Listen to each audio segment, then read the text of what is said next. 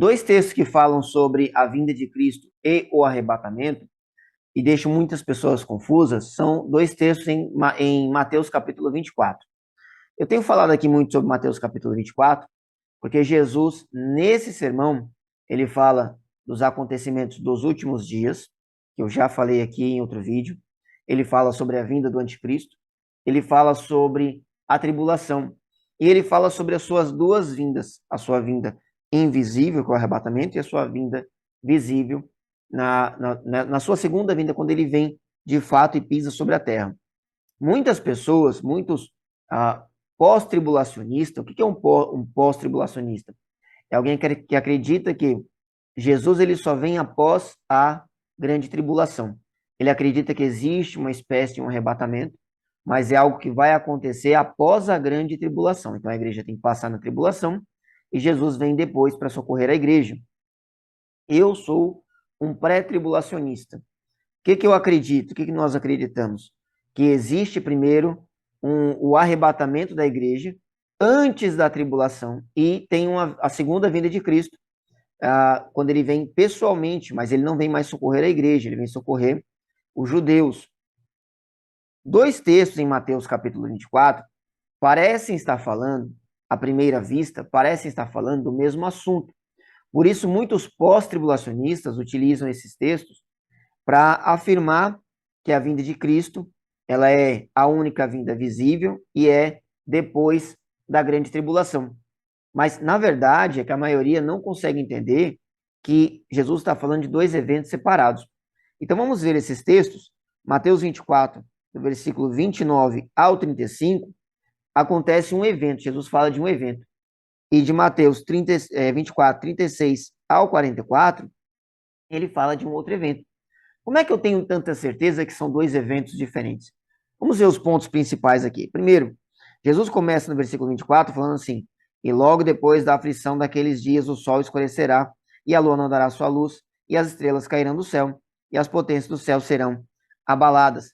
Ele está falando, ele falou um pouco antes sobre o período de aflição, que é a grande tribulação. E ele está falando, depois da aflição desses dias, ele falou que haverá uma aflição tão grande quanto que nunca houve, jamais haverá outro.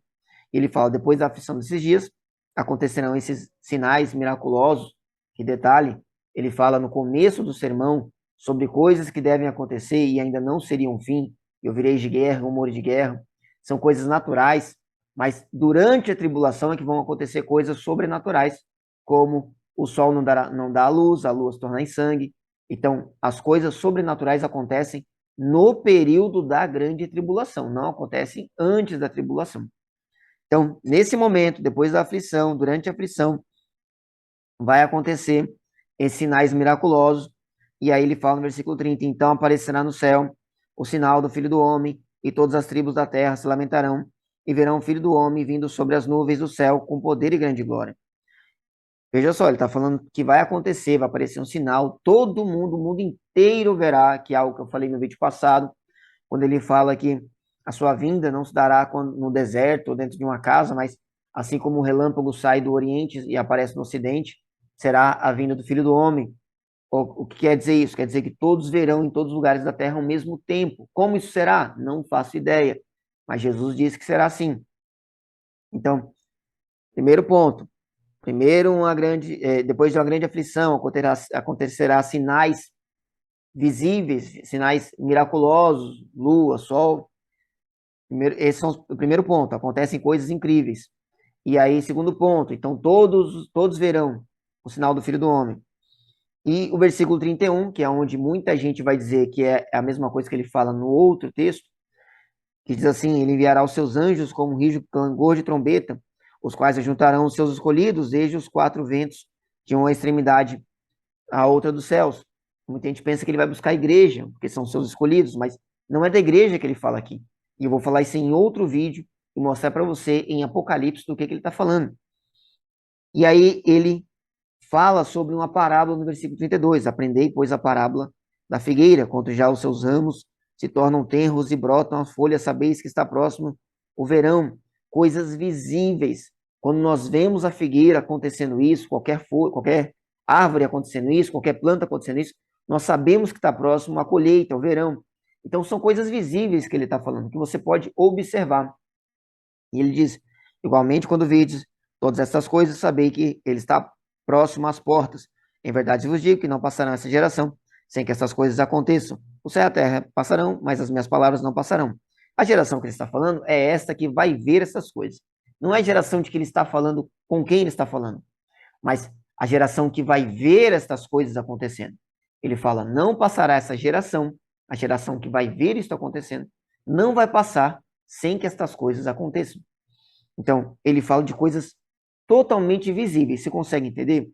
Você percebe toda a situação, tudo que está acontecendo aqui? Mais uma vez, primeiro ponto. Depois da aflição daqueles dias, que é o período da tribulação, todos verão o sinal, né? Todos, o mundo inteiro verá a vinda, né? A sua vinda. E aí, como referência, né? Primeiro ele fala que ele vai enviar o seu anjo para recolher os seus escolhidos, e aí como referência ele fala sobre algo que a gente pode perceber, que é o momento que as plantas começam a mostrar sinais de que está vindo a primavera. No outro texto, a partir do versículo 36, ele fala de outro evento. Vamos ver? Porém, daquele dia e hora ninguém sabe, nem os anjos do céu, nem o Filho, mas unicamente meu Pai. Lembrando que quando Jesus fala isso, ele não está falando que ele não sabia. Ele está falando que aquele momento ele não sabia. Porque Jesus é Deus. E ele, naquele momento, ele deixa claro que ele não sabe nem o Filho, nem os anjos, unicamente o Pai. Mas quando ele é glorificado, ele sabe, ele está lá. Ele sabe quando vai acontecer.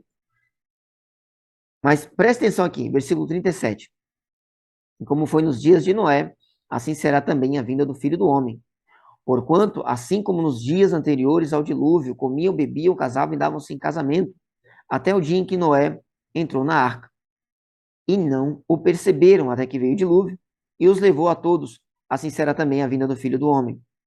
Olha só que coisa interessante que ele fala. Que essa vinda que ele está falando agora, que não é a mesma vinda. Esta vinda que ele está falando agora, que ninguém sabe, esta vinda acontecerá parecido com o período de Noé. No tempo de Noé, ele construiu a arca, ele falou para as pessoas que viriam o dilúvio, mas as pessoas não viam o sinal do dilúvio. E as pessoas viviam sua vida normalmente. Então as pessoas estavam casando, estavam comendo, estavam bebendo, coisas normais da vida. Imagine durante a tribulação essas coisas miraculosas acontecendo, que nós vemos acontecer: perseguição, fogo caindo do céu, a lua se convertendo em sangue, o sol não dando brilho. Imagine se as pessoas estarão casando, dando-se em casamento, comendo e bebendo normalmente e sem esperar por nada. Você consegue imaginar a igreja anunciando a vinda de Cristo durante este momento e as pessoas estando como no período de Noé? No período de Noé, as pessoas não viram nada miraculoso. Nesse período da tribulação, as pessoas verão.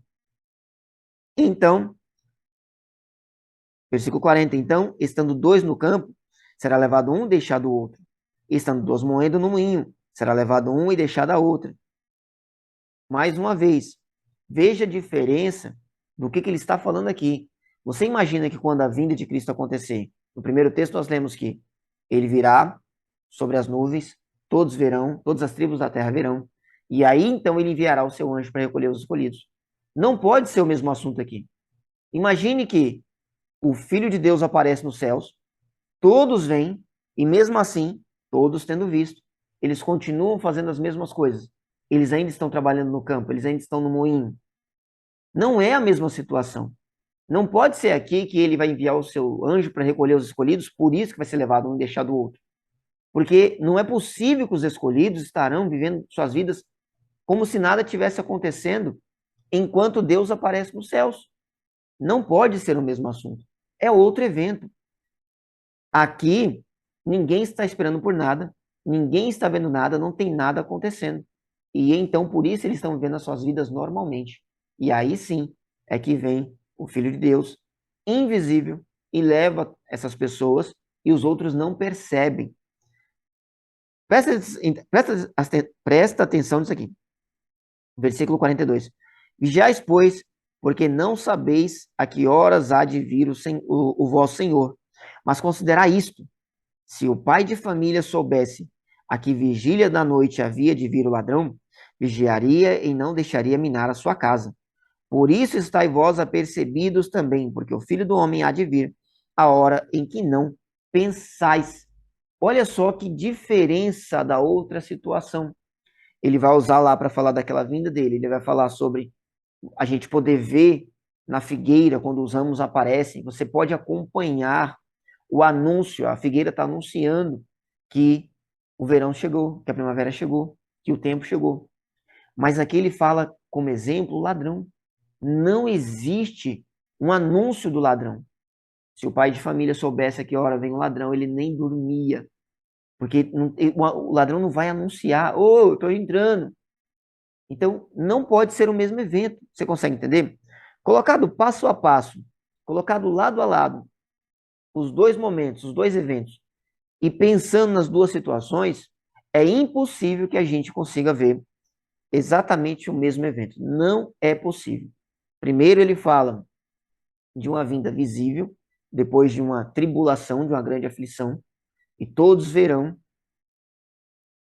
E no outro momento ele fala de um momento comum, de um momento que ninguém está vendo nada acontecendo, não tem nada de diferente acontecendo. Por isso as pessoas vivem suas vidas normalmente. E aí ele vem sem anúncio nenhum, sem ninguém perceber, sem que as pessoas se preparem a tempo para alguma coisa.